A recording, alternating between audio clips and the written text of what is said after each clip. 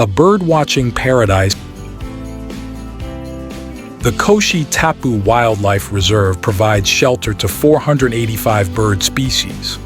Flocks of migratory birds visit the reserve during the winter and spring, from October to March, the perfect months for birdwatching. Some migratory birds from Siberia and Tibet fly to the reserve during winter.